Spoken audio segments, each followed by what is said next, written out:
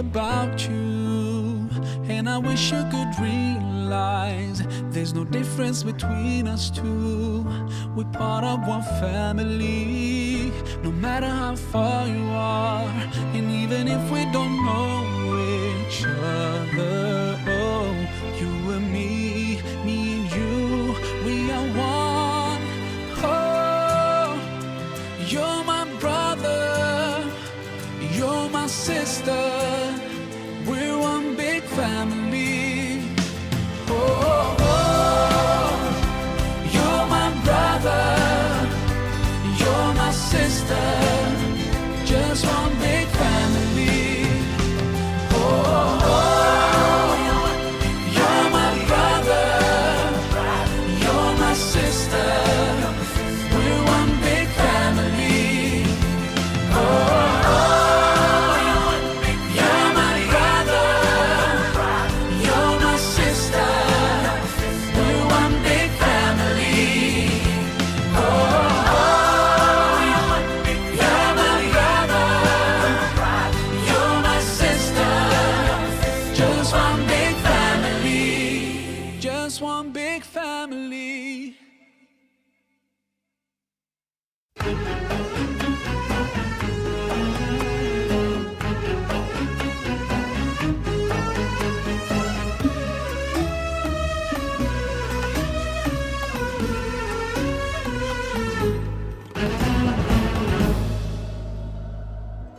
My heart is so full of longing. I wish to be close to my beloved. I dream to walk in the streets of Medina and to quench the thirst of my spirit by visiting you, O Muhammad. Assalamu alayka ya Rasul Allah. Assalamu alayka ya Habibi ya Nabi Allah. Assalamu alayka ya Rasul Allah. Assalamu alayka ya Habibi ya Nabi Allah, ya Rasul Allah.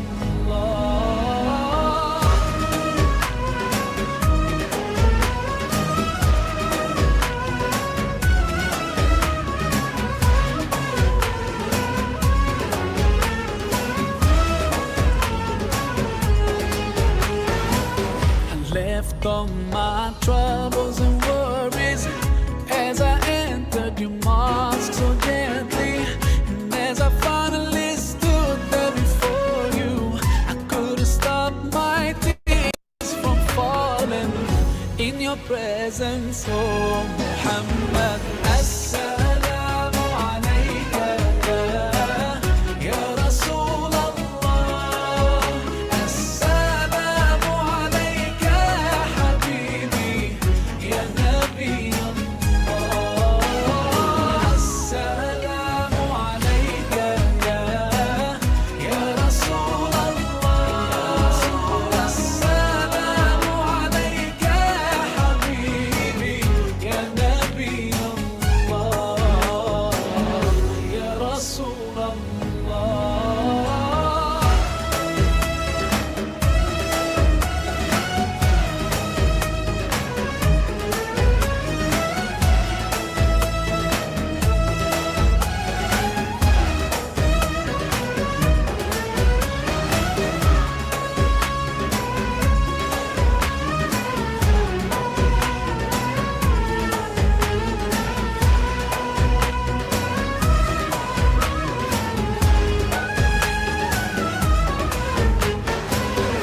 Oh, Taiba, your breeze is so blessed. Indeed, it brought life back to my spirit. I've left my heart with my beloved, sending blessings on Muhammad. Oh, Taiba, your breeze is so blessed. Indeed, it brought life back to my spirit. I've left my heart with my beloved, sending blessings on Muhammad. Assalamu alayka ya Rasul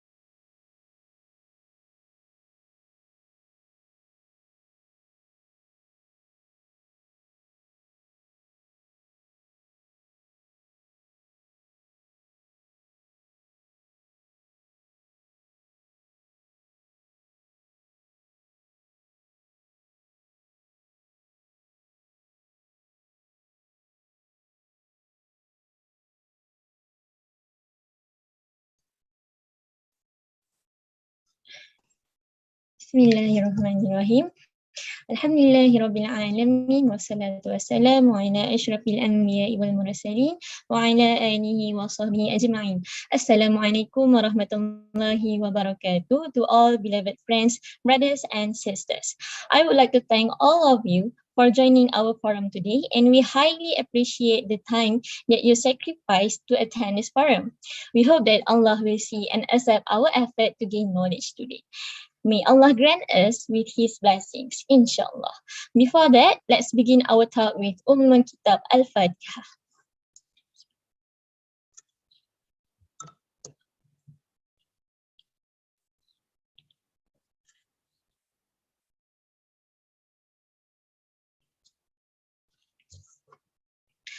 First and foremost, on behalf of Da'wah in Training Secretariat EMSS, I would like to welcome you to our last session of today's program, which is the Chit Chat session, Experience Makes You Grow.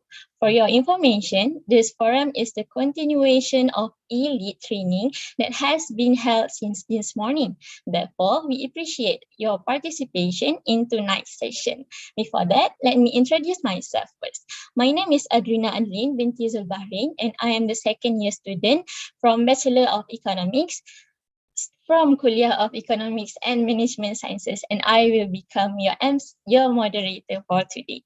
Before we start, I would highly recommend everyone to open their camera to ensure our talk will be more effective and efficient. Thank you for your cooperation. Without further ado, let's begin our forum today. Firstly, I would like to introduce our two honorable panels that we bring special for tonight. For our first panel, his name is Brother Amir Ridwan bin Idris, currently working as Assistant Director, Advanced Tech and R&D Division at the Malaysian Investment Development Authority, MIDA. He is an alumni of IIUM and graduated in 2019. During his study, he was a former president of SRC IIUM for tenure in 2017-2018. Now, our second panel is Sister Nurafida binti Zaiman. She is working as a multinational transactions processing analyst, Accenture, and before that, she also worked as first level executive, consumer banking resolution, which is in DNM Teleling DNM. She graduated from IIUM in Bachelor of Business Administration in 2018 and is now pursuing her Master of Sciences in Finance, also in IIUM. During her study, she was a chairperson Welfare Secretariat of SRC IIUM in 2016-2017, and she was also a former of SRC IIUM Assistant Secretary General for tenure 2017-2018. And with a big heart, I would like to thank both of you for the willingness to be with us for the session today, despite your busy schedule. Thank you so much, Brother Amir and Sister Nurafida. All right, as we all know, the main objective of this program is to focus on leadership training. When we talk about leadership, there are a lot of definitions, different perspectives, and views on leaderships. Therefore, I would like to ask Sister Nurafida, what is your insight and opinion when we discuss about leadership? Bismillahirrahmanirrahim. Assalamualaikum warahmatullahi wabarakatuh. Wow. So it's so long that we actually haven't met each other, yeah. I always be in IIUM, but I haven't met any of you yet, my dear brothers and sisters. I hope you are doing well. So can you hear me well now? Loud and clear, right? Okay. Because sometimes my microphone is not really not really working well. Yeah, this kind of technical issue. So, yeah, let's go straight to the question. Thank you so much, Miss Adlina. Miss Adlina, or should I call you Sister Adlina? Sister also can. Okay, Sister Adlina. What is your mother's? What your mother call you actually at home? My family call me yes. Yes, I can see that. Being a leader, you can see some kind of characteristic. Sometimes what we call a common characteristic, which this kind of people is actually, oh, this She might be the last son, she might be the last daughter. Yeah, we can actually by time we can actually see that traits. So that is my opening. So when we are actually talking about leadership, right? In my perspective, when we talk about leadership, the first thing that comes to my mind is actually the hadith by Rasulullah Sallallahu Alaihi Wasallam. So I read the translation. So every one of you is actually a sheep herd, and every sheep is actually responsible for what he is caretaker of. So with that opening, I will be sharing my screen. I actually prepare something for you. Can you see my screen now? See, this is me. Can you see my beautiful face here? Yes, nice, yeah. Okay, so when we are talking about leadership, yeah, we are talking about, no, we are not talking about an exclusive talent or an exclusive trait that some people can have or some people exclusively being granted to. We are actually talking about something that everybody need to have it. Be it you are a husband, be it you are a student, be it you are a wife, or be it you are not anybody to anybody or not anybody to anyone. We are still a leader because we need to lead at least ourselves. So when we need to lead at least ourselves, we are actually talking about self-leadership here. So now, professionally, what is leadership? So when you can see leadership, when we want to see leadership, we are actually seeing it as a tool, or it is a bridge.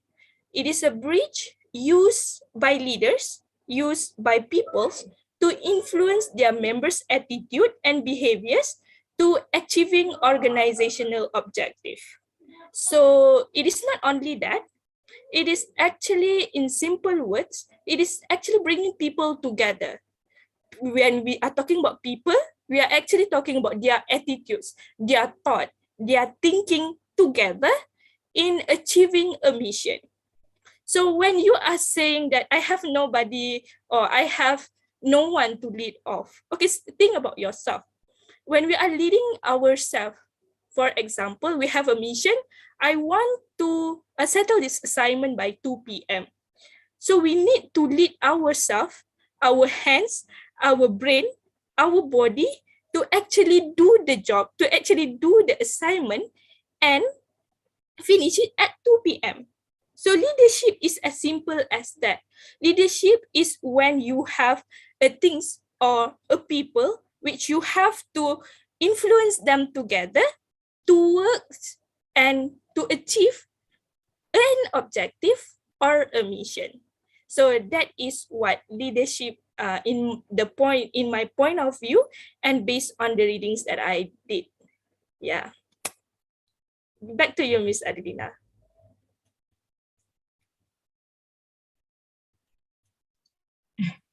Thank you to Sister Nurafida for the answer. After we heard about the concept of leadership from Sister Nurafida, so I would like to ask Brother Amir, what Islam says about leadership? Please welcome, Brother Amir. Thank you, Miss Adrina. Thank you as well to Miss Nurafida for the very beautiful introduction for this session. I think she has set a very good stage for our discussion today, for our chit chat today, I suppose. And thank you as well to everyone for being with us here today. I can see a few faces here. I think these are the committees, I suppose. Your PC, your prep tech. I can also see Brother Muhammad Iqbal Wajdi here, Sister Fatin Nadira here. And the rest, I couldn't see your faces. But nevertheless, I'm sure you are with us today. So thank you very much for joining the session today.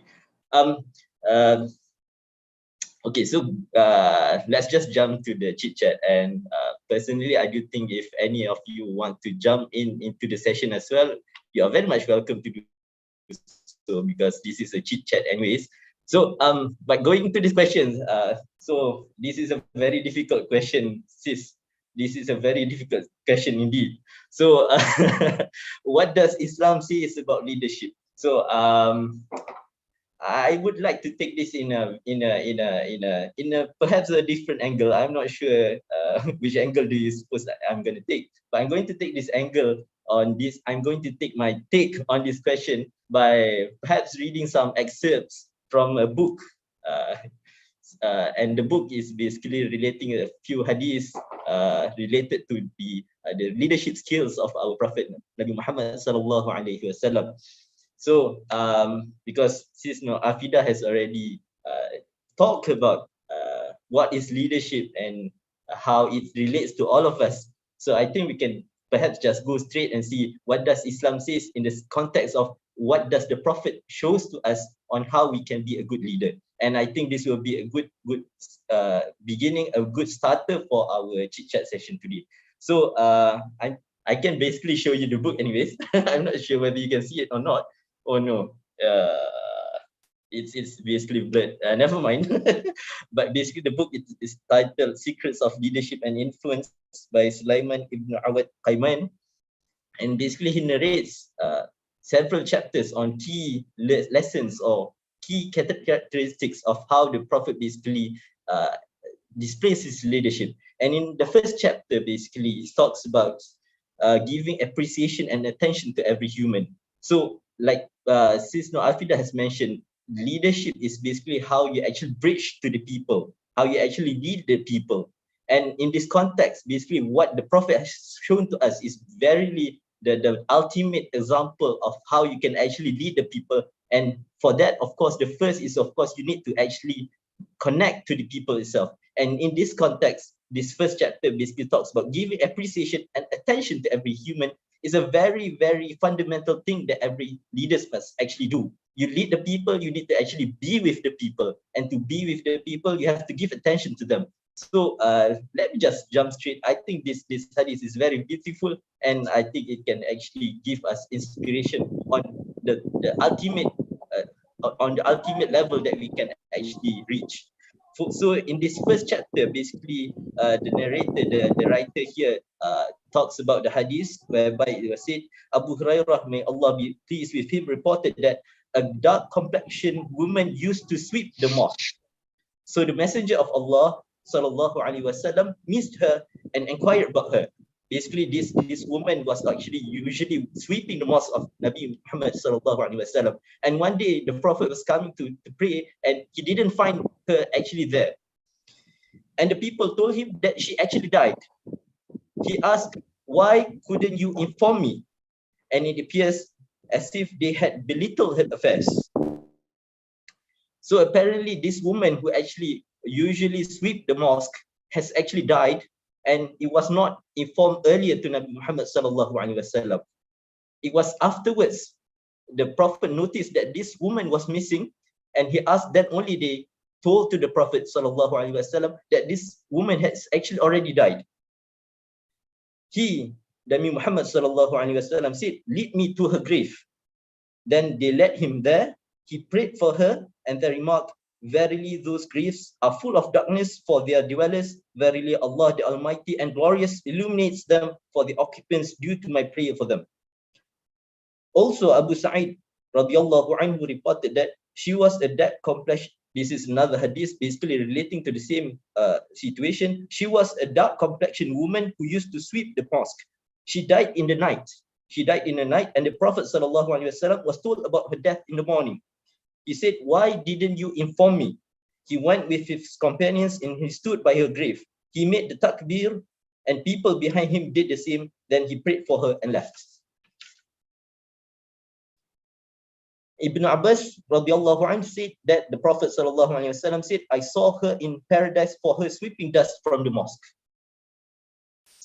So I think I already I wanted to go to two hadiths, but let me just stay on this first hadith. So basically what the writer says about this hadith was basically how the Prophet sallallahu alaihi wasallam, even a woman who her duty was sweeping the mosque, was actually given very much attention and very much detail by the Prophet sallallahu alaihi wasallam, such that when people didn't tell him that the woman has already died, he was actually asking him.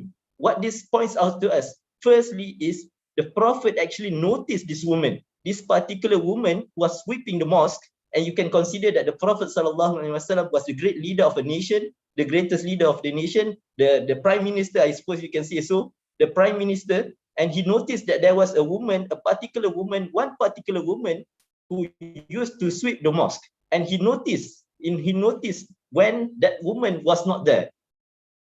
So this basically first notes to us how the Prophet sallallahu alaihi wasallam, he gives very much attention detail to every particular person. He gives very much particular attention to every person. Every person was important to him. And even though this woman was only, I suppose you can say is just a cleaner, he took all the companions and he brought them to the grave of this woman and led them in prayer for this woman, for this particular woman, showing how much of a great attention, how much of a respect and honor that is given by the Prophet sallallahu alaihi wasallam for this particular woman, a cleaner. And this is an example how the Prophet shows us to his companions at that time, and is also an example for us in this time how the Prophet as a leader sallallahu alaihi wasallam, the Prophet as a leader, he very much gives attention to every particular persons. And as a leader, that is one of the examples that we can learn.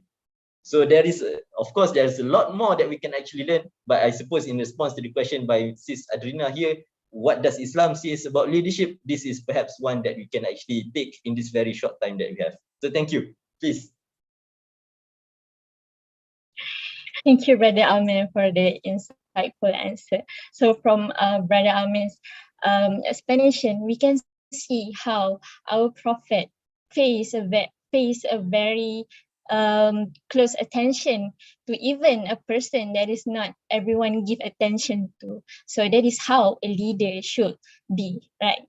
Okay. So now we are moving to the second round. I think some students are not familiar and don't know that both of you were the students leaders of IIUM or EMSS back then.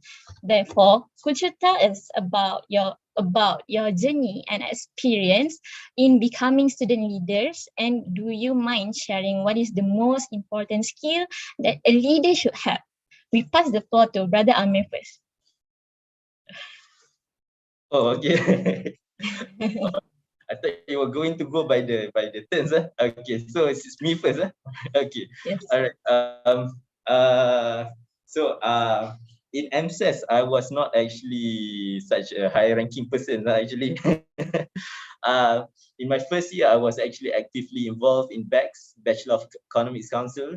And even in my second year, I was actually pretty much focusing on BECS Council. So I suppose if you ask me about my involvement in EMSS, I was pretty much very much involved more towards the council, the what do you call it?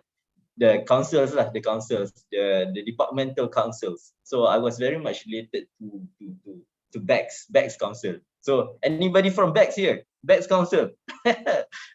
Oh, okay. All right. That's good to see. Our moderator is also from Bachelor of Economics. Okay. So if you ask me about my journey of becoming a leader, I would have to say I like to take very different approaches. So if I stand my journey as a leader, I suppose journey as a leader ever since I was in school, I was in foundation. I always usually take very different approaches. So please excuse me, I'll take the journey back to even my school. So at school, I can see the approach was, well, you can say it's a leader lah. It's the prefect, pengawas at sekolah. So you would usually refer them to as the students leaders. But I suppose during that time, what I did was mostly paperwork, I suppose, paperwork or perhaps very routine works. As a prefect, you take care of the stairs, you catch the people who are coming in late. So it was that kind of leadership. So you can kind of see that's also leadership, but you can so that kind of leadership. So it's not very much based on our initiative, but basically what the teachers told us to do. So that's one approach of thinking about leadership. You become a leader, you take what your superiors told you to do and you do it. So that's a very particular approach. But I suppose usually all of us, we go through that phase. We don't actually just from the beginning you know what to do. So in the beginning you become a leader, perhaps you will need to go through a phase whereby you listen to what other people told you to do first, and then you just do it. So there was such a phase. And then during my foundation years, I was in Darul Quran before. We were in a club, Intellectual Quranic Generation Club. It was called IQRAC. I was the academy ESCO, and it was a very particular leadership approach as well. I think it's a more bureaucratic kind of leadership, I suppose. It was very much meaning I was taking myself as an ESCO, so it's more of a top to bottom approach. So as an academic ESCO at that time, I remember what we did was we did some programs, waking people up at 5 a.m., doing those kind of things. So that was a particular approach of leadership as well. You think there is a particular thing that can be done and you do it, and you try to get people to do it. But then at the end of those tenureship, I think I want to change my approach. So at the end of my tenureship as the academic ESCO at that club, I don't want to do what I want to do. I decided to take a more democratic approach of leadership. So I started to go into organizing dialogues. I make dialogues, I make events or some kind of a chit chat like this. I suppose I made a chit chat session with other fellow students, and we were talking about why we want to study here. Why do we want to study? Are we studying good enough? But in a dialogue session, so it's more of a democratic or engaging approach. So that is also a particular way of leadership as well. So my point here, if I go through, there are many more approaches that I've taken. So, but the point here is there are various approaches of leadership, and you can actually have numerous approaches. So, if I want to extend for this question is perhaps what's the most important takeaways, I suppose, from my journey. I suppose I will tell you guys, I will tell you girls that everyone has their strengths, and basically leadership has multiple approaches. It can be done in multiple approaches. So I would say one of the main takeaways that I would suggest for you is everyone has their strengths, has their approaches. You can capitalize on those strengths to take it as your leadership style. So I think that is very important, because if we try to, everyone has their own character. So if you try to be a particular kind of leader, but it's not your strength anyways, sometimes you will not be able to shine so much. But if you know your strengths, you know how your approach is, you can actually kind of tailor it and make it into your leadership style. And I think that will be one of the best ways how you can actually shine in the role as a leader the best that you can. So thank you. I think I'll stop at that. Wow, a very great experience from Brother Amir. So now we move to Sister Nurafida, and let's hear about her experience as one of the leader in IIUM before. Please welcome, Sister. Thank you, Adik Adlina. So now I can call you Adik already, because I'm now confident that you are actually younger than me. So yeah, talking about Amir Ridwan. Amir Ridwan was previously my leader, and still I am calling him president. I don't know why, but I cannot call him Amir. Even though the name is Amir itself means ketua, but I cannot call Amir. He's just my president, I think, forever. So yeah, he is indeed a good president. I learned a lot from her. I learned a lot from him. What to do? Okay. So now I want you, when talking about experience, so I know you guys are bored with a normal classes. So let me bring you to a story. I read a lot. So the thing about reading a lot is that you don't know whether you actually absorb all the things that you read or not. So the thing that I do is I experience. So here is my journey of my leadership experience. So let's see.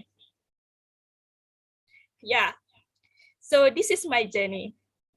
It started off when I go and have my ta'aruf week. Yeah, this is my friends. So during this journey, I also enter into my degree life as a normal student. So I enter here with my friends here, and then at the first year itself, I started being MRC as a secretary, MRC Safia. See, all the pink ladies. So when it pinks, it is Safia. And then I move on. During this time as well, I also join other things like I'm being subcommittees for SRCs, being committees like you guys in small events, just to test my leadership theories, whether it works or not, and also test my my management skills, whether what is the best strategies that works well with me and also with people. And then this is my second year. See, where's my cute face? Here. Yeah, this is me as a head of Bachelor of Business Administration Council way back in my second year. Okay, and here, ta-da! Okay, this is my third year, being the SRC 16-17. Okay, so being SRC 16-17 as the chairperson of Welfare Secretariat, I learned a lot from here. I learned so much about how people, I don't know what to say, because I'm actually coming from a family that is actually what we call, we are not, yeah, it is well equipped family. So when I become the chairperson of welfare, it is the time I see a different situation, my friends with different situations of life, which I really learned a lot. And here, I really learned a lot more about love. Okay, so we will see about it later on. And then, see, who's this handsome boy during that time? This is my president, Mr. Amir Ridwan. Yeah, he's doing very well now. And where is me? Yeah, this is me. So here I'm the Assistant Secretary General, which is the assistant to Brother Aziz here. And this is my president. So this is in 17-18. So I actually do these leadership things. I experience these leadership things every single year of my studies. Big things. Why? So the thing is, I want to test whether it actually works or not. And then it brings me being an intern to BNM, and then being a staff in BNM, and now I'm with Accenture. So I think it's time to actually go multinational. So that's why I go with Accenture. Why I don't have pictures? Because I started in Accenture during this COVID-19 period where we actually work from home. So I haven't taken picture at Sunway yet. So will be coming soon. So you can follow my Facebook to see my picture. So through all those journeys, through all those very long journey of everything I've joined, of everything I've experienced, what I learned is that you will not be perfect. When you learn already, you have a lot of experience. How much you learn, you will not be a perfect leader. But the thing is, you can always be yourself. You can always be your best, So for me, the three most important things when, or the three most important skills when you are a leader is, first, you have to be a learner. You have to open your heart to learn.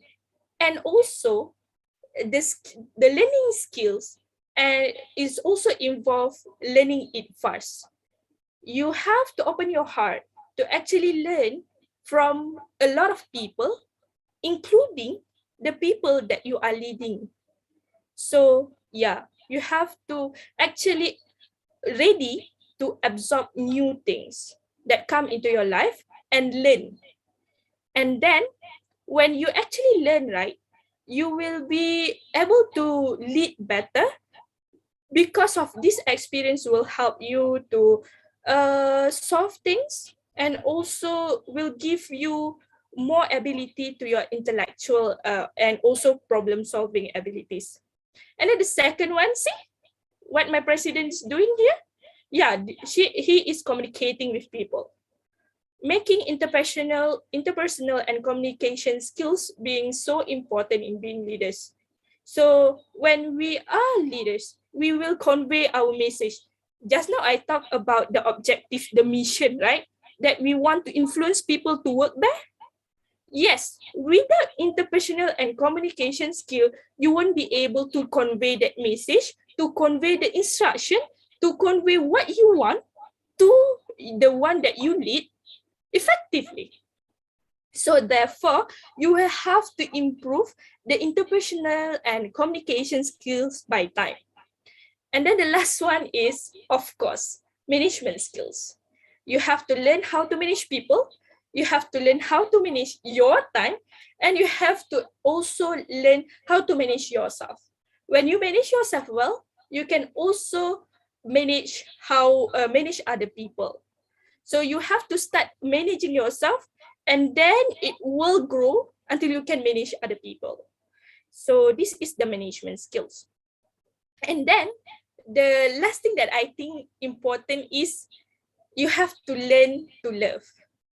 As a leader, we actually serve with love.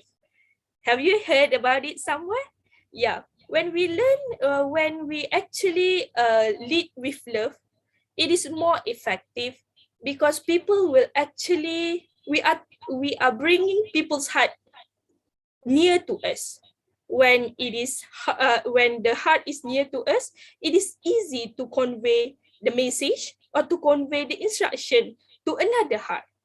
So that is what love is. We have to learn how to receive love and how to give love. Like what Brother Amir said just now, we have to learn how to notice people around us and taking care of them. So that are the things that I think important if you want to be a leader. So that's all from me. I'm giving the stage back to Sis Adlina. Where are you? Thank you, Sister Nurafida. Wow, very wonderful and inspiring story from Sister Nurafida. Since we already listened and know both of our panel's leadership experience on how they get involved and how they manage their students' life despite of the responsibility and commitment that they need to bear. Now we move to the last round for tonight. How do all of those experiences assist you, Sister Nurafida, in daily life? Okay, now it's turn again to me first. Yeah, Brother Amir, can I answer first? Okay, because usually people say woman first, ladies first. But tonight, yeah, it really applies here. Because when I was an SRC members in Amir's tenureship, in my president's tenureship, is so awkward to say Amir here, yeah? So I cannot say Brother Amir really properly. So I really apologize, because I will keep on calling him Mr. President. So it always Mr. President first. It's always Mr. President first. When we are opening Islam, Mr. President, you give your speech first. When we are opening our AGM, Mr. President, go first. Everything Mr. President go first. So I'm used to when Amir is there, so Amir, you go first. Like that. So yeah, it's so awkward to say Mr. Amir. I'm so sorry. So when we talk about this leadership experience, right, I have a long story about my experience, because I think that to be a leader, I need to be perfect. So in order to need to be perfect, I have to have a lot of experience. So that is what I think. But along the journey, I realized that I can never be questions. I can never be perfect. So that's why I say that we cannot be a perfect leader, but we can always do our best. So going back to the question, so let's see what this has done to me. It sounds like, okay. So if you guys have anything to say, just jump in. Okay. So these experiences, my long story actually has give a lot of what we call a lot of inputs to me in terms of my self-development. I have turned into Afida now, thanks to my old self that is so brave to try everything to be leaders. Dear my old self, thank you so much. Okay, so enough of that. Okay, so what does these things do is, the first one is it boosts my confidence. When I'm assigned to a new task, when I face new challenges, I feel more confidence. Because of what? Because I have experienced it before. When I have to lead a new group of people that I never know who are they, so it is not that I'm not afraid. It is just that it gives me a kind of confidence to what we call to stay calm. And then when I can stay calm, it's also helped me to be optimistic. Because I have experienced it before. I can do it before. Why I can't do it now? So it gives me that kind of what we call that kind of optimism. And then people say that calm mind is the weapon against the challenges. Yes, when you are calm, you are actually you can actually think about the challenges or about that problem or the task even better. So this kind of experience actually give me the confidence. I can do it. I can do it. So it's actually giving me the confidence until every task that my boss give me, I will never reject it first until I'm sure I cannot do it. But as of now, there is only one task that I rejected because it's actually clashing with another job that really time constraining. But other than that, I just take it all because for me, I can do it. When I start with that calm and optimism, so I see that there are always ways, there are always alternatives to go about it. So that is the thing. And then the second one is actually communicating and dealing with people made easy. With this kind of with that kind of long experience, I have dealt with a lot of people. I have learned a lot from my Mr. President. So I actually learn from how he actually communicate and deal with people. So when I see that, I absorb that, I learn that, and I also apply the same at my workplace. So I see this kind of person, or like this, I know how to deal with these people. So there are times when I actually have to deal with a lot of managers of mine. This manager like simple email. This manager like long email. Because of what? Because he said that long email means you put a lot of effort. I don't know lah why, but he's like that. I have to accept that. And then what I do when these two managers are clashing, I have to work with both of them. So the thing is, I wrote an email, a long email, but I highlight the things. I highlight the things for my manager to see. I highlight the things in the email for my manager that love the short email to see. Yeah, he can able to see the one in yellow highlight. So she just take that. And I'm so happy that I managed to only write one email that satisfies both. Okay, and then the third one is actually it make me more creative and critical, as a leadership is sometimes in your leadership experience, right? You actually we will actually face a lot of other new challenges that we cannot see, we cannot think of, we haven't heard of. But the thing is, it's being it gives us a foundation to be more creative and critical. So we have to sit down and then see the problem in another way. We have experienced this, we have failed before. So this time we have to actually see other things. We have to try other things.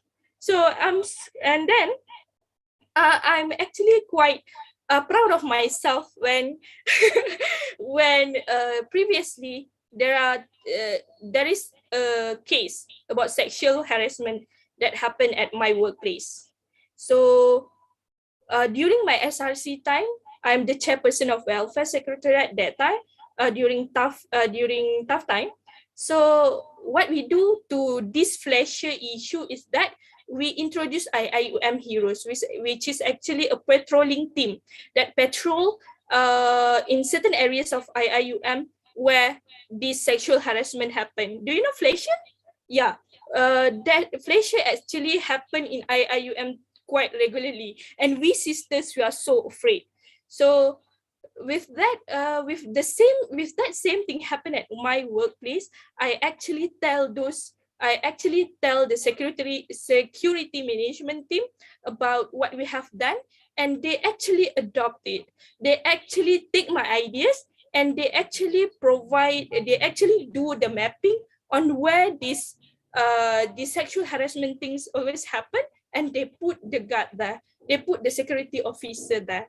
So I actually put my previous experience into solving a new what we call a new problems that happen in my workplace, and I feel proud of it. I don't want to actually be boast about it, but this is how it helped. Yeah, but if I don't do that previously, how am I supposed to know? This is only a simple example. There are a lot more, but this is one of the example that I really appreciate through my life. I think so. Okay, and then the fourth one is actually strength, passion, and resilience. It's actually built my strength. When we see in my organization, in my working experience, I can see that some people fail not because they are not good at something, but they are just not patient enough. So, and some of the people, they resign when they are stressed out by the task or by the team members. So the thing is, when we are working on things, it takes time. And when it takes time, we need to be patient. So in order to be patient, we need this strength. So the long experiences that I told you before, it has taught me a lot about being strong, being patient, and being resilient. It built my strength a lot. Yeah. So that's all actually, there is a lot more. If I were to put in, it will be infinity. However, these are the things that are the main things that teach me a lot. That my experiences teach me a lot. So yeah.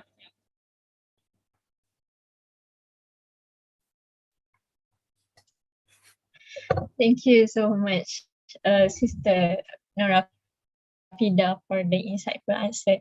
I like your first statement, like we need to be brave to try everything to be leaders. So when we get out of our comfort zone, that is when we will find our true self, how we want to develop ourselves, right? So that's how to be a very good leaders. So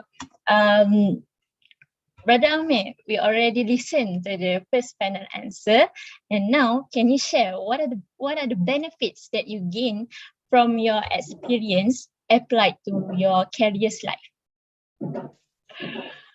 Okay, thank you. All right. So how it benefits my career life? I would have to say, firstly, is how different is learning to be a leader when you are a student and learning to be a leader when you are working. So it's very, very much different. I would have to say that being a student leader is a very unique experience, actually. I would like to take this opportunity to highlight that, because it's very unique in the sense that it's like a very unique license, you see. When you are a student leader, the opportunity is you become a leader in such a position that it's actually not that hard to become a student leader. Meaning, if basically, well, you know how it goes, right? Nobody actually wants to be a student leader. If you are a It's little hard, bit, President. You have to win the election. if you want to be the student union, yes, it's hard. Okay, okay, sorry for that. But I suppose if you want to be like in the clubs or in the societies, these are also student leaders position. And actually, if you are quite spirited, you can get into some positions, I'm sure. Not necessarily you need to be the president or what not, but you would probably be some ESCOs or some heads of something lah. So if you are a little bit spirited, you can get into that position. And when you get into that position, you see the expectation of everyone to you is you are a student. So the expectation is you do something which is not right, people don't actually blame you so much, you see. People don't actually blame you so much. And if you go to meet the administrators or you go to meet the lecturers and you go ask for advice, they really treat you like, well, you are a student. So they really guide you, they give you pointers, even if you, well, if basically if you deal with anyone, you deal with the vendors, you buy some things, your words are actually not good enough, you are not polite enough, they will actually scold you, but they will say, these are students, perhaps they need to learn some more. But there is such a connotation. So the experience of being a student leader is a very unique position. It allows you to experiment without risking too much. It allows you to experiment without risking too much. If you are actually already in your career life, you do not want to experiment so much. You would not dare to actually experiment so much. When you do such a mistake, when you do such a mistake in your career life, well, if you can go to another workplace, then it's fine. But before you find your next workplace, of course, you will have to live with the expectation for whatever period that you are going to work there. And you don't know when you are going to work to go into another place. So in your workplace, in your career, your first impression usually sticks around. So if you go into that position, you go into your career, into a particular job position, you did some mistake, in your first impression, in your first few months, well, in your first few months, actually, it can be tolerated, but it actually builds the impression of people to you. So, and you don't know how long you are going to work there. Sometimes people work there for years. But this is so the expectation, the implications, the risk involved if you are a student leader or if you are in a career is very, very much different. If you are a student leader, you go by semesters on top of that. So it's like you got a reset. you got a reset. This semester you feel like you're doing this, so you go to do that. And suddenly you don't, well, actually that's what I do. You don't feel like you want to do that so much. You try to align in the next semester, which is not so long. That is probably 6 months, I suppose. Or at most, if it's 2 semesters, 1 year. But you know, you definitely got a reset coming your way. So it's a very unique position. And when you are a student leader, the goals are not so blurry, you see. When you go, perhaps let's say if you are in the debate club or you are in the economics and management sciences society, the goals are, well, there are multiple goals that you can set. You become a leader, let's say you are the head of the DNT EMSS, you are the head of the DNT EMSS, there are multiple goals that you can choose. For this tenure, you want to do this or you want to do that. But nevertheless, the goals are quite clear. It's just up to you to actually choose what kind of goals that you want to pursue. But if you're going into your job life, sometimes the goal is not clear. You don't sometimes you don't know what actually are we doing. Especially, well, you see, I'm not gonna say I've worked for so long, perhaps only just a few years, 2 to 3 years. It's a very much starting position, or perhaps a little bit senior role, but not so senior. So you follow what your bosses are actually saying. So in this situation, what you see sometimes not clear. What actually are we working towards? Sometimes you just do your job, but you don't actually see what are we actually going to, where are we actually going to. But if you're a student leader, comparably, I can say the goals are much clearer. Well, in your position right now, you might think that the goals are not clear. Yeah, it's a challenge for you to identify what to do. But in comparison, actually, if you go into your career, sometimes it's even much more blurry. You don't actually see what your team is actually trying to do. So when you have such a unique position, you have such a unique opportunity, it allows you to experiment. What this means is it allows you to learn faster, because you can experiment. You do something, you find it's wrong, you learn that it's wrong, and you try to do something else in the next semester. So each time that cycles goes on, you learn something each time, and you can actually try it, or try it immediately in the next semester, or even the next week or something. So then you do the next trial, and perhaps it's still wrong, or it's a little bit less wrong, a little bit better than before. So you can still learn another thing that next semester, then you can learn another one the next semester, and you're gonna have at least 6 to 7 semesters, I think. So the cycle there is very, very much fast, and the supporting ecosystem, you can actually get insights from multiple parties. If you are working, sometimes well, it depends on what your risk where you are going to work. Sometimes you get good colleagues, you can actually ask for their advice. Get good bosses, you can ask for their advice. But sometimes you don't get such opportunities. Sometimes your colleagues are to work up, they have too many things on their plates, they don't have the time to actually advise you.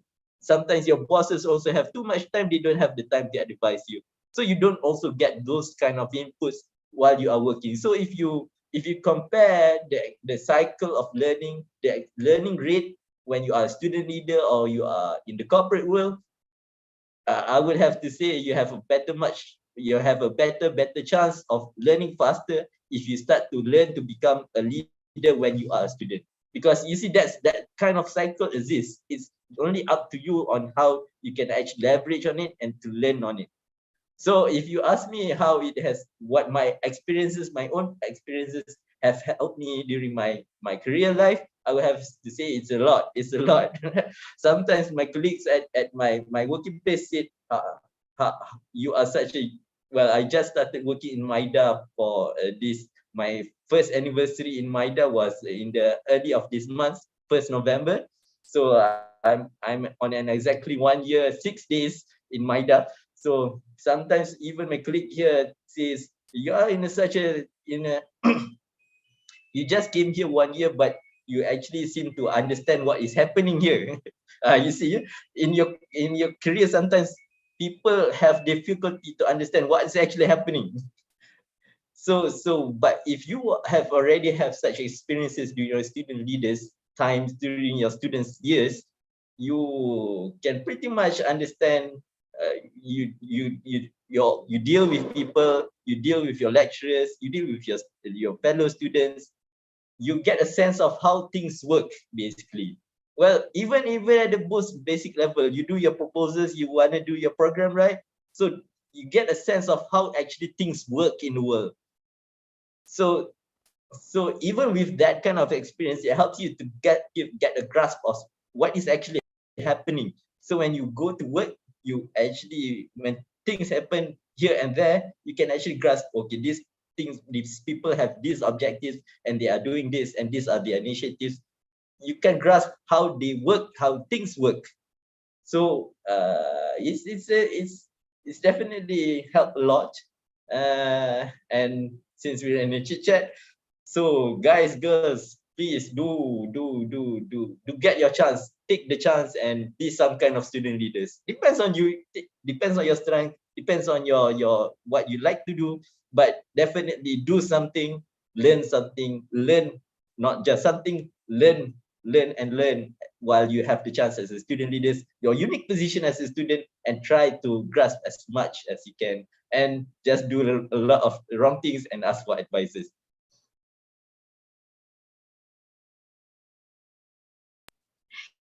Thank you so much, Brother Amir, for the answer, which had opened our eyes to the benefits of involving in leadership. So as we can see how there are two different worlds, like leadership in universities and how we can apply when we work, right? So to be a leader, we need to learn and keep learning, so that we can find ourselves, and then we can gain more experiences, and also we learn new things. Like Brother Amir says before, we can experiments, as long as we can do experiments during our study years. So take the chance, so that it can help us for our future later. Okay, thank you again to both panels for answering all the questions. I'm sure that everyone that attend this session has gained a lot of beneficial input from both of you. Next, we will go to Q&A session. We open the floor to the audience, and you can directly ask questions by opening your mic or by putting it in the chat box.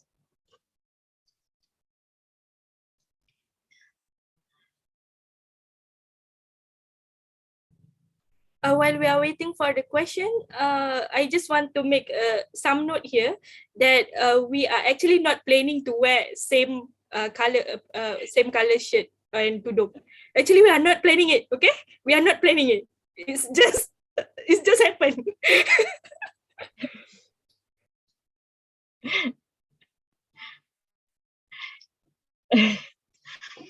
Okay, so I will take one questions in the chat box from Kuratu Aina. Sometimes students that get involved in society and leadership, there's a time that we feel tired and want to stop. So is there any advice or motivation that you use to boost your spirit when feel down? So who wants to answer this question? Mr. President, I see you always motivated. You want to answer this? But Fida, I think you, when we have some adik not motivated, we usually ask your help lah. Okay, I answer. If you want to add, you add. Okay. So Bismillahirrahmanirrahim.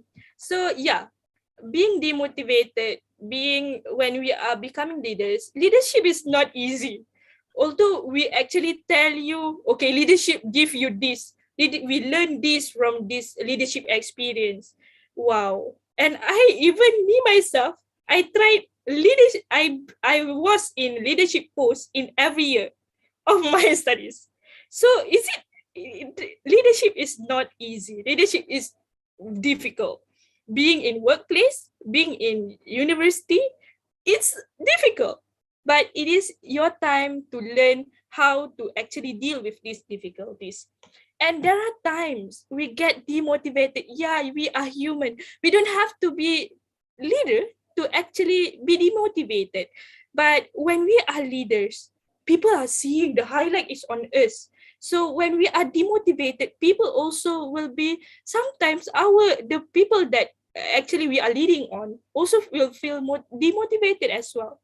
But I never see my Mr. President being demotivated. Okay, so that is another thing is that.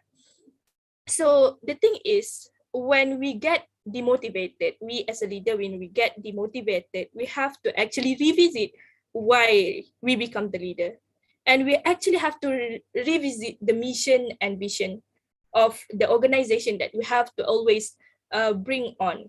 So. And also, the tips is, in order to avoid you from being demotivated, is you have to set a mindset, I'm leading because of love. I'm leading because I love these people. I'm leading because I love this company. I'm leading because I love these organizations. If I get demotivated now, so the journey will stop. If I get demotivated now, my story will end here. And my people will also stop because I'm the leader. If I stop, they stop. So the thing is, you have to learn to love. You have to actually put your mindset that you are serving with love. You are loving the people. If you don't love the people, you love the organization and the missions. So yeah, that is the thing. So we have to learn to love here. So when we are serving with love, we become more ikhlas. And we are about to fall down, remember back that we are serving with love. So when we are doing something out of love, it's really like I feel like I am being born again. No, it's not born again, it's motivated again. So love is actually very powerful, and that's why Allah is Ar-Rahman and Ar-Rahim. So it's very powerful. It gives you strength to wake up back, to see it back, to see the way back, and then to lead again. So it's okay to be demotivated. Just remember why you start. Thank you.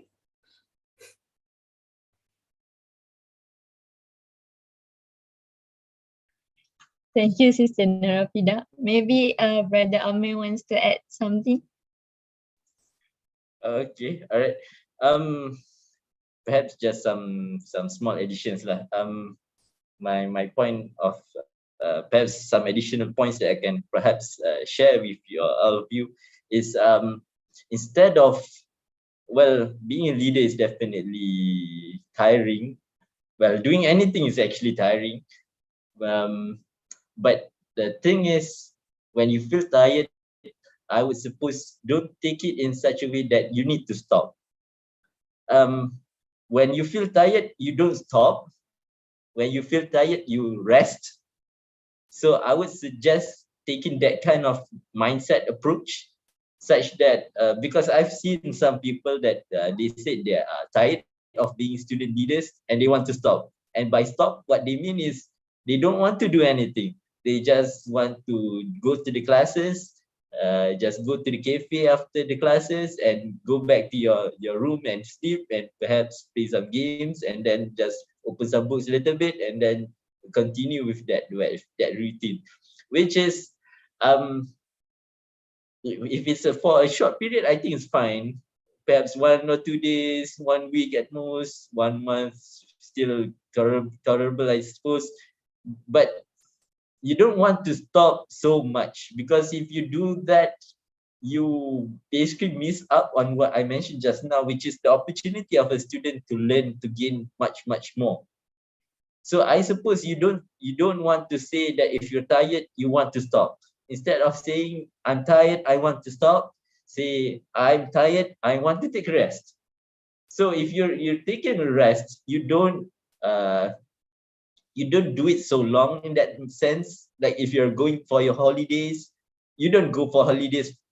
Well, some Western people do go for holidays for 1 or 2 years. They went for hitchhiking, so on. But that's another case. But they don't call it resting anymore. It's like they are having a different phase of their life, going on an adventure instead. Okay, so let's put that aside. But I mean, if you say you're going to holidays, you don't go for holidays for 1 year. At most, you go for holidays for 1 week, or if you have so much money, you go for holidays for 1 month. I don't know if there's anybody in Malaysia actually going for holidays in 1 month, but perhaps there is. But that's the most, I suppose. So if you say you're tired being a student leader, or you're being a student, you feel tired, perhaps it's fine. It's normal. It definitely happens. But don't say that you want to stop, such that you don't do anything, that kind of things anymore. Instead, what you do is you say you want to rest. So that's one. Or worst come to worst, you feel tired in the sense that I don't want to do this anymore. You don't say you want to stop. Perhaps what you can do is perhaps you can change to something else. But you still need to do something, which is still considered in a broad sense as a leadership role. Let's say let's say during my first year, I would have to say when I was in foundation, I was the president of the MRC. But in my first year, I don't think I have any official roles. I was a member in BACS Council. But that's pretty much it. I don't actually hold any particular official leadership title. But what I do in my first year is I actually help to organize, what do we call it? Alamak, dah tak ingat dah. But it's kind of a crash course. It's crash course. But what crash course? There's a particular name, but it's a crash course lah. So basically, it's an informal role. But what I did during my first year was I don't have any official role. But what I did was I helped to organize kind of a crash courses for students throughout the semester, especially during the period upcoming to the exams. That's the most hectic period. But that's what I did. So it's a change of what you do, I suppose. So you don't stop. You feel tired of being in an official title, I suppose, but you don't stop. If worst come to worst, you try to change to something else. And that's also a leader. Like what I did, I organized crash courses for the students, although it's an official, but it's actually, if you interpret it, it's a leadership role altogether. So you don't want to stop. You change into something else if you feel like you really don't want to do that anymore. And because that's still a leadership role and you still learn. So I suppose these two alternative methods instead of saying, I want to stop. Thank you, Brother Amir Ridwan and also Sister Nurafida. That answer, I sometimes also feels like Brother Amir said, we feel like we want to stop, not rest. So both of you really motivates me to keep moving forward and also motivates others. Thank you for the answer. So moving on to the next question, how to start our first baby step in leadership, as some students are scared to involve in leadership. So maybe Brother Amir, Assistant Nurafida wants to answer. I think this one give to Brother Amir because I start because I want to test my theory. He might have a different story. Okay. I'll make it a short one though. I would want to hear what Sis Nurafida has her take on this as well. How to start our first baby step in leadership, as some students are takut untuk involved in leadership. Personally, myself, how I actually started thinking about leadership is sometimes, okay, put this in this context. You are doing your class assignment, right? You are doing your class assignment, you have your groups, but sometimes you do happen, I don't know, but I did enter into some groups where people, all of the people don't know what to do. So it's like, what to do, or just a blurry kind of thing, like things are not moving, or it's like people, some of the group members are saying we do this, and the other member was saying we do that, and that the other member was saying we do that, or you form a WhatsApp group but nothing actually happens. And and you know, if you don't do it now, what's gonna happen is when it's the due date, then only they are gonna start. So that's actually, personally, I think that's actually how you start with leadership. You see that kind of situation, you see, when you enter into that situation, it's up to you. You want to join the bandwagon and just let that WhatsApp group to be silent until the end, until nearby to the due date, and you know you're gonna do a rush work, and which is not gonna be such a good work, and let that be and just join the bandwagon, or you move things forward, or you kickstart something. So actually, that's how you start. Personally, I think that's how you start with leadership, actually, because you see things are not moving, or you see things which are not right, or you see things which can be improved. So personally, if it's me, that's actually how I started with leadership, because I wouldn't say I particularly like to be in a leadership position, but sometimes you just see that there's such a situation that if you don't do anything, it's not gonna turn into something better. So when you think like that, so it's up to you whether you want to step in or not. And for me, I think, well, I let for 10 seconds, I suppose, or 1 minute, 10 minutes. But after that, if it's me, I step in and I try to make things move. So if it's my perspective, that's the kind of perspective that I take. And if it's very frightening, you don't need to take it such that you have to be the leader. Even if in the situation of the WhatsApp group I mentioned just now, it doesn't necessarily means that you have to be officially the leader. But even if you just get the conversation started, that's already a leader. That's good enough, I think, as a starting step. Instead, you don't need to actually control the conversations. So even if you just kickstart the conversation, like you just send him in a message, guys, are we gonna start something or do some words lah, do some sentences lah? But that's the kind of thing. So if you can't do too much, you do a little. If you can't do a little, you do something else which is also a little. But I think over the time, you will start to build your confidence and you can start to move things forward. Afida, please add on top of that. Yeah. So, I see something interesting here in chat. Admin of the WhatsApp group is also a leader. Yes, correct. You are right. You are doing something very important. You are actually opening what we call an opportunity to communicate with each other. Yeah, it is also a leader. Why not? So when we are talking about leadership or starting a baby step in being a leader, actually, you already start a baby step when you are being a good follower. A good follower will become a good leader, you know. And a good leader is rarely not a good follower before. If they cannot follow other people nicely, so it's hard to be a good leader because they cannot follow others. So how do they expect other people will follow them? So you are starting being a good follower. This is the things. This is the reality. When you are being a good follower, right? The leaders, your leader will actually notice you. Wow, this is a good follower of mine. This always respond to my WhatsApp. This always respond to my message. This is my good pioneer. Okay, so this one will be the next leader. So then you'd see lah. They will actually offer you, hey Fida, be at my post then next year. Then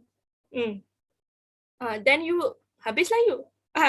It's also happened in university too, right? When you start being a good what we call class rep, and then when people start seeing you and other classes as well, they want you to become class rep, right? That is really a baby step. The baby step is you just become a good follower. When you become a good follower, inshallah, people will see, oh, you are a good follower. And when people see you, I don't think the responsibility will not come. In university, the leadership role will come to you. In workplace, yeah, you have to actually compete for that leadership post. But in university, it will be offered to you. It will come, Fida, please be our leader. Fida, please. Like that. So I actually be more comfortable being a leader because I'm busy. So when I be a leader for group assignment, right, I will just put my time here. This one I have meeting with Mr. President. Cannot put here. So put at other place, put at other time. So that is the thing. That is how normally when I actually start my journey for experimenting. But when I actually go through the experiences that as a leader, I actually find for my good follower to be my next leader. And trust me or not, the SRC that comes after me is actually my ex-subcommittees, Mr. President ex-subcommittees as well. They're just starting from subcommittees and then they become leaders. What to do? Amazed, Mr. President is just a normal active members and suddenly become SRC. Why? Yeah, because the thing that he do, because he actually do, he is a member, he is a follower, but he is active. Yeah, it's a good follower. So that's why he is where he was in our university life. Yeah, in our university time. Thank you, Sister Nurafida and Brother Amir Ridwan for the very insightful answer. Maybe we can take one more question before we end the Q&A session. So for the last question, how to lead our subordinates in a more effective way, especially during this online mode?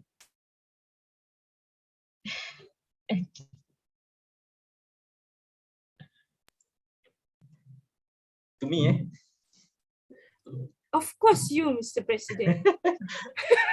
Okay. Last question, is it? Miss Adrina, but I do have a question to the participants as well. So let's make this the second last question. Okay, yes, sure. All right, okay. Okay, how to lead during online mode? Because I have a question, so I'll try to answer this quickly.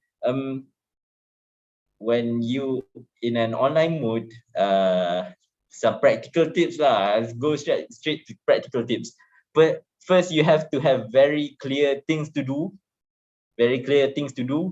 and you need to divide it into very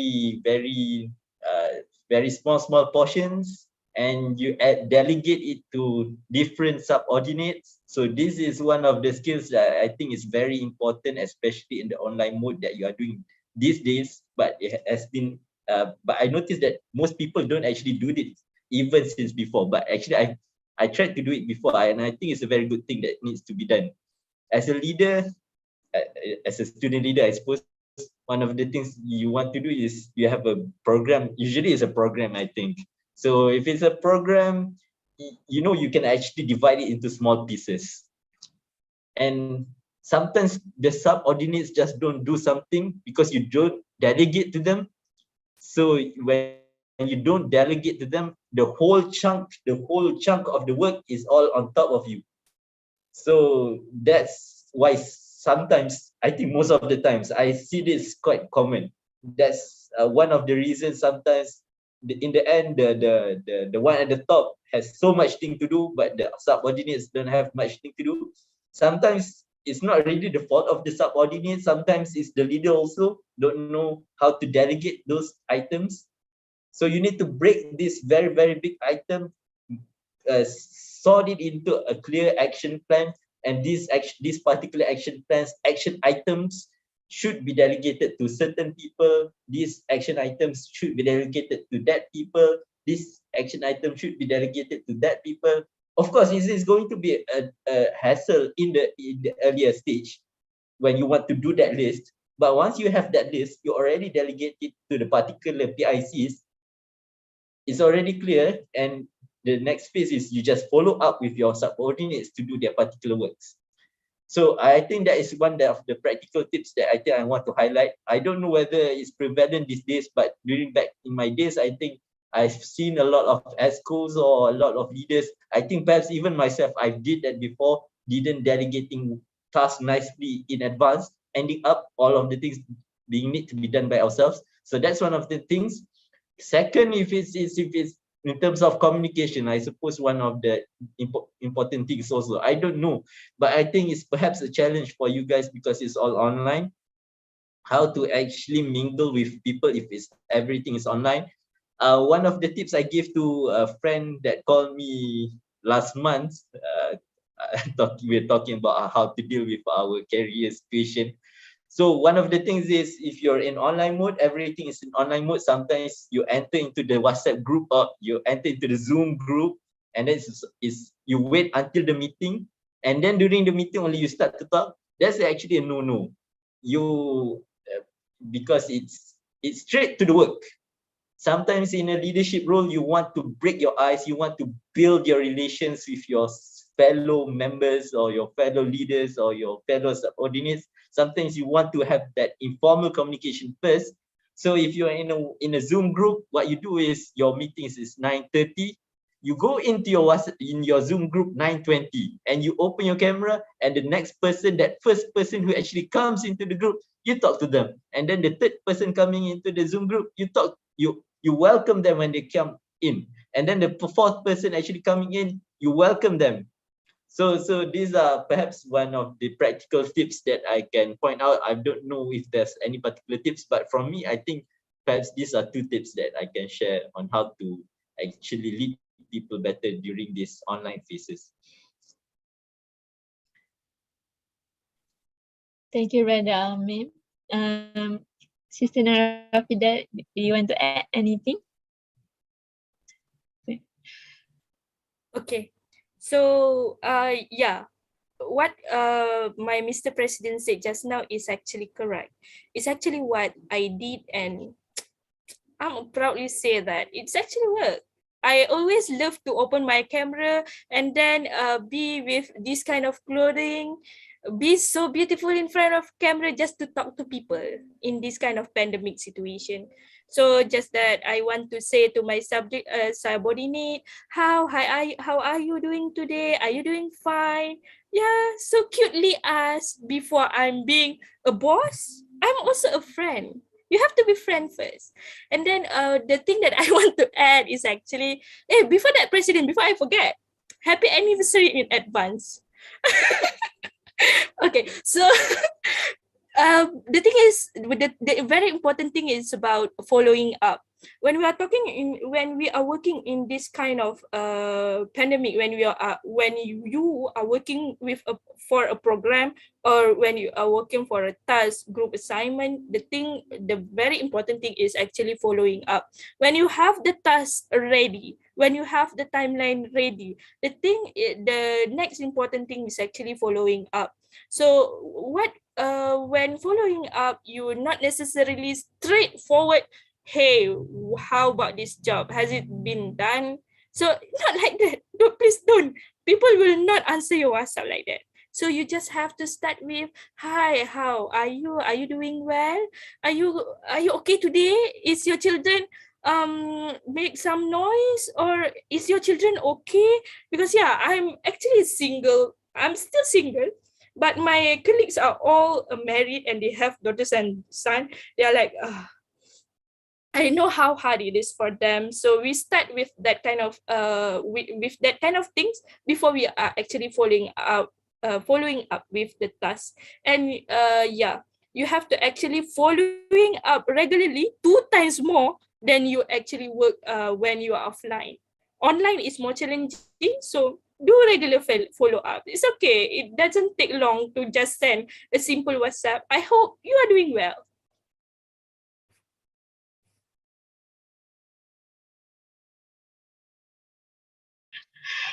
Thank you, Sister Nurafida, and also Brother Amir, for patiently answering all the questions. So maybe we can proceed with Brother Amir Ridwan, the question that you want to ask to the participants. I wanted to ask, but I noticed here there's a last question, I think, that haven't been answered. So let me just leave out my question. Let me just answer this question here by Miss Ashia, I think. How to avoid the mindset of being a leader is a burden. Okay lah, so selamat korang. So let me just touch on that a little bit. I think let me take this opportunity to touch on that. In response to this question, I'll just have to say this. I would suggest you to all of us to read a book titled Outliers. I think it's Outliers. I don't know perhaps how many have read this book, but there's a particular book called Outliers. So it basically talks about outliers. Basically, people who are lying outside of the normal range of people. People who are legendary. People who are great. People who actually make things happen. People who most of the people we always talk, right, about successful people, people who actually make things happen, or people who become legendary, those kind of people. So these are outliers because these are people who rise above others. All the other people, they talk about being great, but sometimes they don't. Great in a sense lah. But meaning that sometimes some people, they stand out a lot, and sometimes we like to talk like we want to be like that. So this book basically tells a very simple truth, which is if you want to be an outlier, you work hard. And working hard is definitely a burden in a sense. It's tiring. It drains your energy. It feels heavy. But that's definitely what it takes to be an outlier, or at least even if not such an outlier, no need to be such a legendary people. At least just to be a successful people, I suppose, in your standards. I believe everyone wants to become some kind of people. And if you want to become some kind of people that you have set your target, you need to work hard and smart, of course. Of course, you need to work smart also. But on top of that working smart, the element of working hard is definitely there. You cannot run from that actually. And in that outlier book, actually, the writer has a hypothesis. You have to spend like how many hours, like thousands of hours to become an expert in something. So it's definitely something which requires a lot of work and effort. So to avoid the mindset of being a leader is a burden, unfortunately, doing something definitely requires effort, unless you don't want to do something. So, but the thing is, it takes your effort, how to tackle it so that it doesn't affect you negatively. You do something that you like. You try to build passion into what you do. You try to build passion into what you do. And that's why I was mentioning just now, right? When somebody was asking if you feel tired, you want to stop, I said, take a rest or take a holiday, or worst come to worst, if that whatever thing that you are doing at that particular time really doesn't fit you, you really feel that it doesn't fit you, what you do instead of taking a rest is perhaps you change to something else, so that you can actually move into something which, even if you don't have that much passion in it, at least it's compatible with you. And if it's compatible with you, at least you can work hard on that. And with that working hard and with that working smart, you can actually achieve something. And it doesn't need to be something so great lah, but just something that you want to be. I'm sure everyone wants to, even if you don't know it, tak sedar secara jelas, you must have like a kind of an inkling of what kind of person you want to be. It can be a rich person, or it can be a good person. It can be you want to be a good person, or it can be you want to be like a knowledgeable person, or it can be you want to be a generous person, or you want to be a very kind-hearted people to the animals person, or it can be a person that works with the nature person. And once you find what you are compatible with, then you can actually channel your energy towards that. So that would be my response to that question: how to avoid the mindset of being a leader is a burden.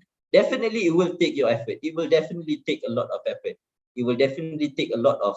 You will definitely have the stress. You will definitely. But if you have that vision, if you have something that you are striving to do, and you are compatible with it, you will find that the journey is worth the effort. Because otherwise, if you don't do that, you might end up actually not doing anything. And sometimes people will say, failing to do something, apa yang alah ayat biasa tu, fail to try is try. I think you get what I mean though. But so you have to have something in your life, trying to do something and work your best up to that way. Thank you, Brother Amir, for your answer. As Brother Amir has answered this question, maybe we can ask Sister Nurafida to answer the very last question, which is Q&A from YouTube. Do you have any tips on task delegation? How can we delegate tasks better? Thank you. Yeah, delegating tasks is always my job.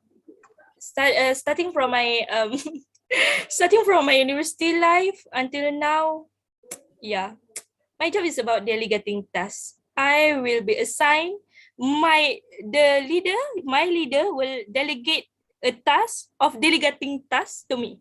Like that. Why lah? But the thing is, there is no specific tips on this. But when you are working with someone, or when you actually are working with people, you actually know who should do this. You have to identify the task first.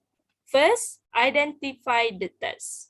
If, for example, prep tech, these are the tasks need to be done. So these are the tasks, and you know who that task should be assigned to.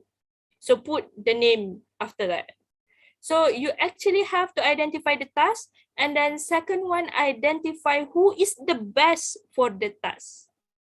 And the third one is you have to have the timeline of the task, when it need to be ready. And the fourth one coming up is you have to follow up on that task, whether it has been done or not, is follow the schedule or not.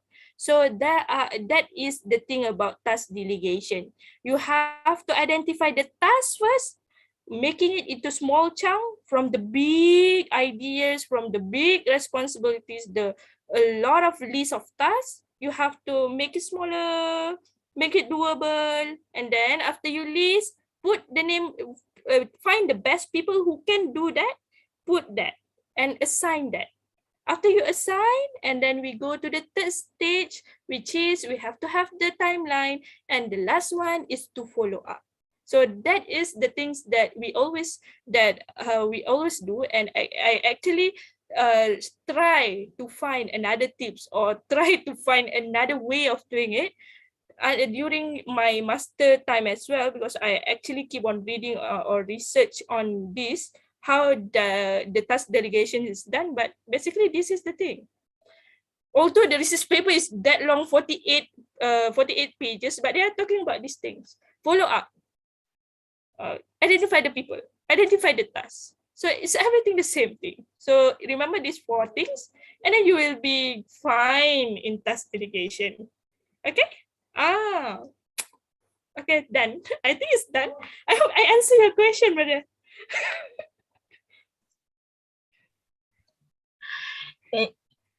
Thank you so much, Sister Nurafida, for the answer. So last but not least, I think it is a pleasure for us to listen to the last words from both of you. So can we start with Brother Amir first? Please welcome. Of course can. Okay, sure, no problem. Okay, actually I should have asked this in advance. So together with us today from the participants, mostly from which year?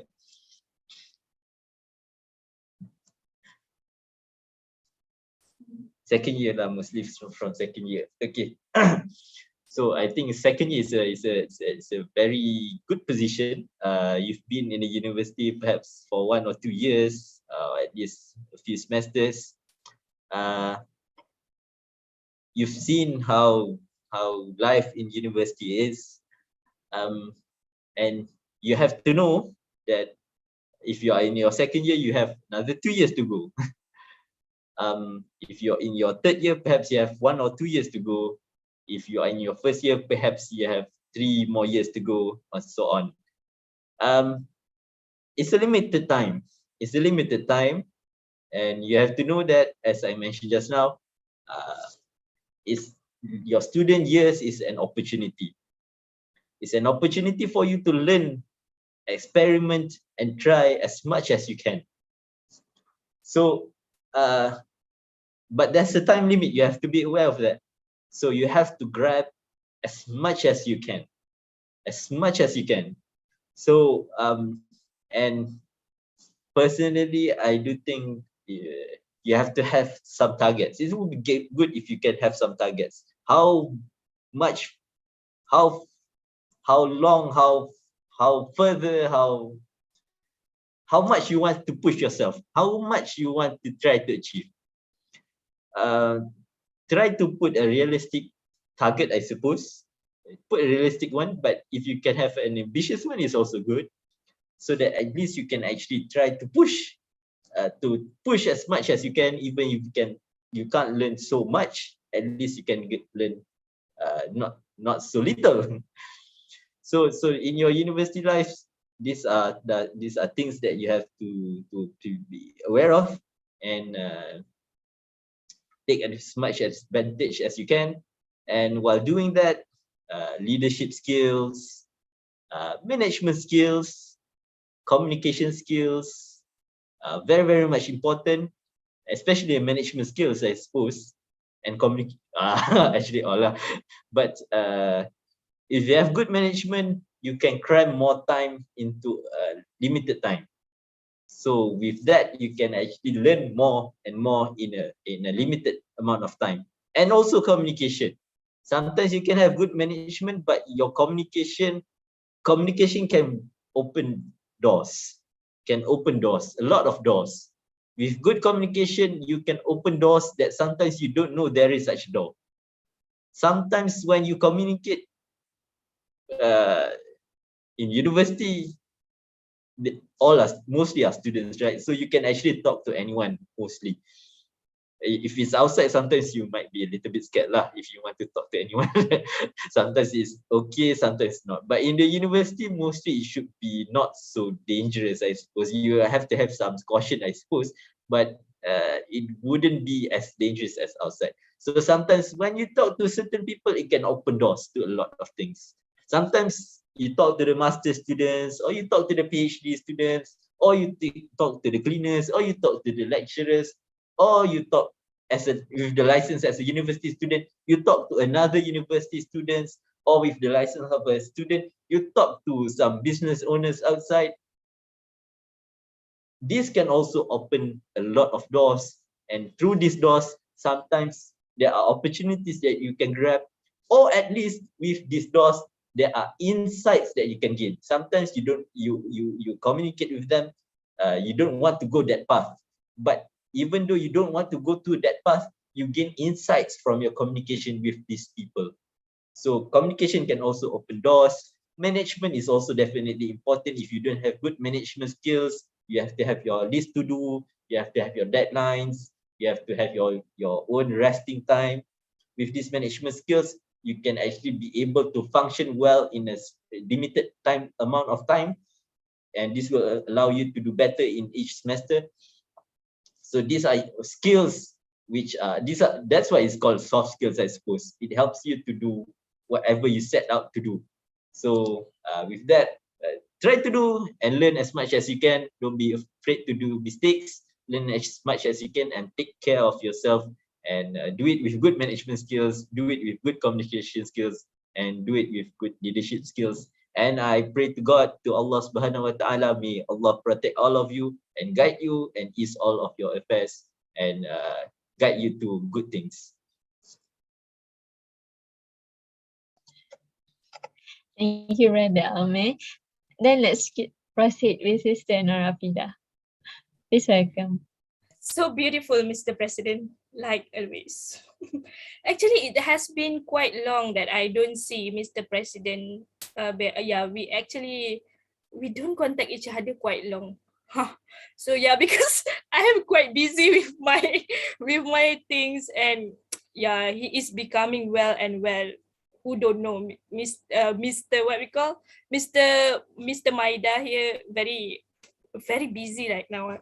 So the thing is that my last word is that when we are becoming IIUM student, we have to actually think that we in IIUM song itself, we have to realize that we are actually internalizing the concept of Rahmatan lil Alamin.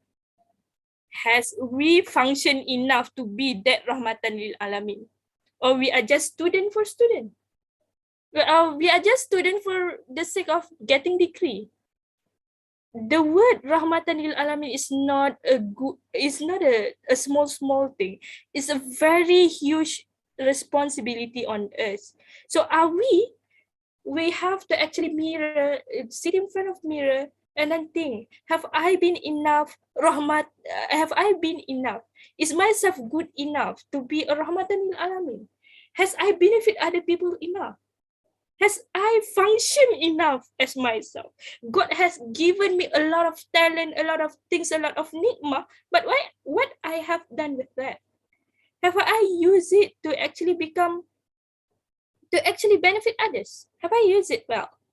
And and we know that after we die, we will be asked.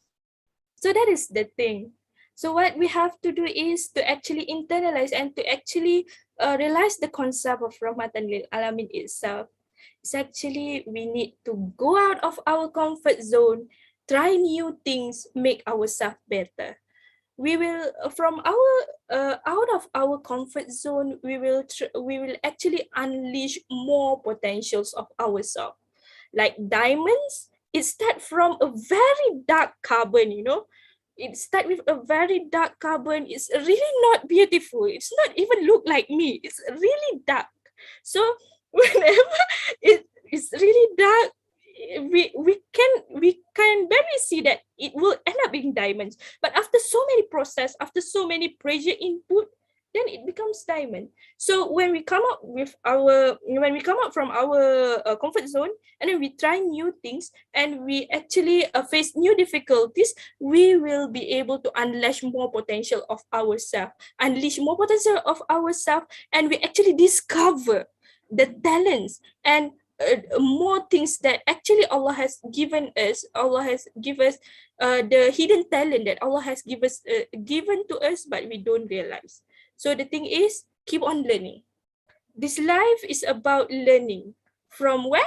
From cradle, from buayat to liang lahat, to until we die. So we will never stop learning, and take this chance, being student, to learn so much, to learn as many things you want to learn, until you are satisfied being Rahmatan lil Alamin.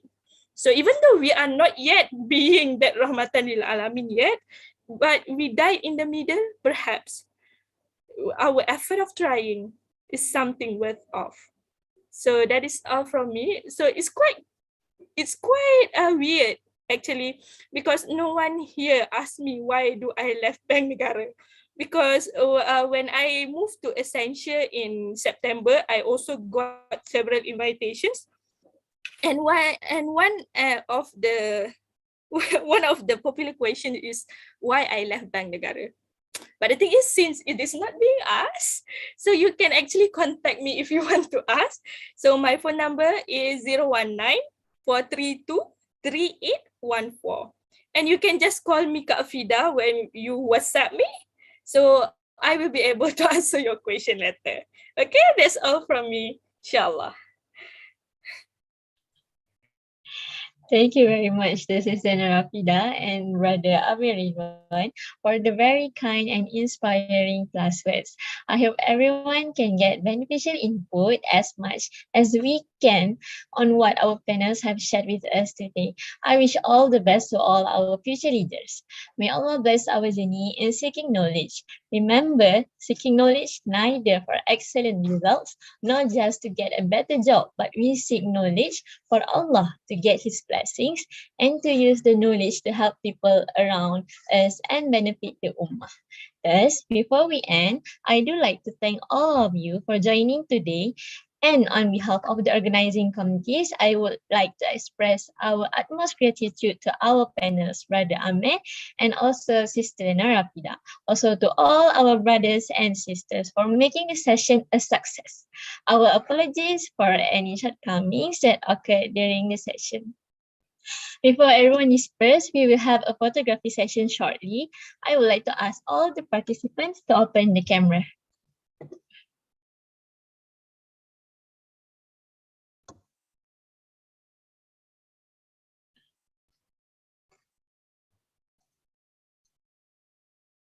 Wow, I'm seeing beautiful faces here.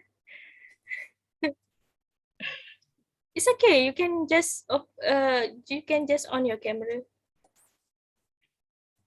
Yeah, we will meet again in IUM. So perhaps I will notice you. Oh, Everyone, please open your camera.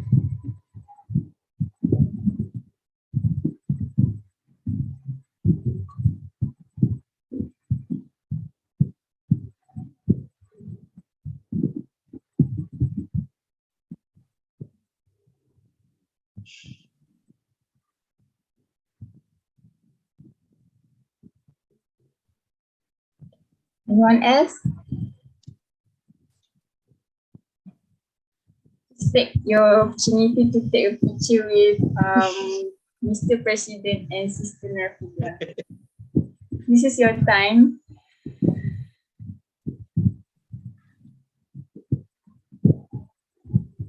Okay, I will start. Okay, 1, 2, 3. 1, 2, 3. Freestyle. Okay, 1, 2, 3. Okay, then. thank you, everyone. The last reminder, don't forget to fill the attendance form provided in the chat box. Inshallah, we will end our session today with Tasbih Kafarah and Surah Al-Asr.